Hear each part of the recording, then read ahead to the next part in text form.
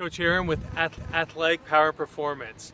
I want to talk about the crunch exercise, which is actually the most overused exercise when it comes to training, whether you're sports or general fitness.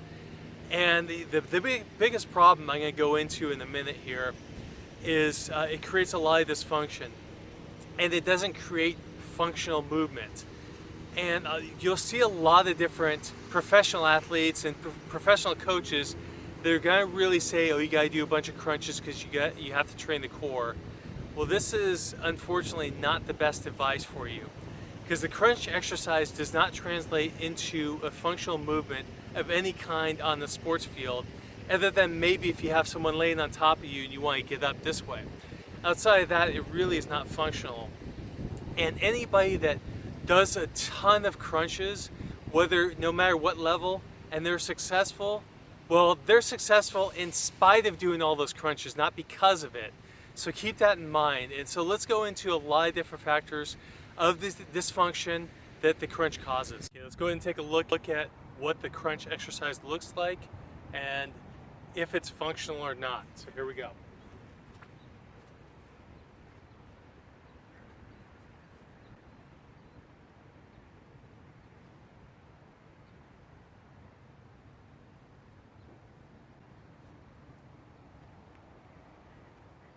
So as I'm showing you the crunch exercise, the first thing to notice is I'm laying down flat on the ground.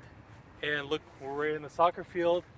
And think about the soccer field, or pretty much any playing surface or any competition you're going to go into. And this includes like gymnastics and other things. You don't ever see someone laying right on the ground doing a crunch movement as a functional movement in their playing performance. Now, you're going to get an idea that I really bash the crunch exercise, and what I'm bashing is the fact that it's really overused. So the crunch exercise is functional in a very short population, a very small population, due to the fact that if you have a weak upper abdominal musculature compared to your neck musculature, and that's very, very rare. The other thing is it's a very overused exercise. The other thing to look at is I'm laying down there doing the crunch exercise. It's not functional because the ground has taken the stabilization. Part of the core is to stabilize the body. And if the ground is providing the stabilization during the exercise, you're actually detraining the stabilization musculature. Another factor to look at when you're doing the crunch exercise is you actually have more range of motion from standing upright back into extension than you do from upright into flexion in the abdominals. The crunch exercise only trains the flexion aspect of the upper abdominals. So therefore you're actually training less than half of your upper abdominals. And that's causing a couple things. It's causing many things, but two things I'm going to point out. First of all, it's creating your posture to be forward, and it pulls your shoulders forward and pulls your head forward. That really creates a lot of problem, especially in athletic movement.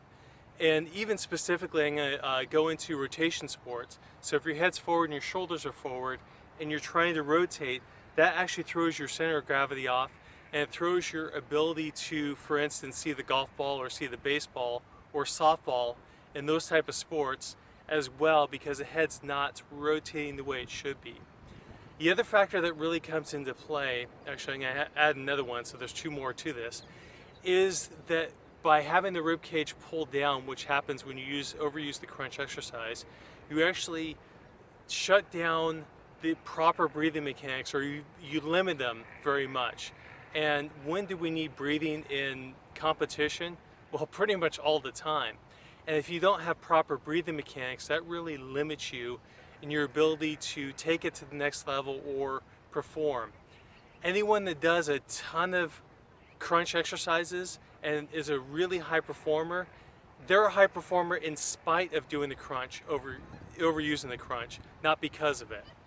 And then last but not least, by having that forward head and the rounded shoulders, anyone that has to do extensions, such as your swimmers, your tennis players, even your divers, or even other competition like gymnastics or cheerleading or other things like that, that limits your ability, because your ability to extend your shoulder actually stops in the shoulder joint to a certain point, your last 40 degrees is actually in your upper back.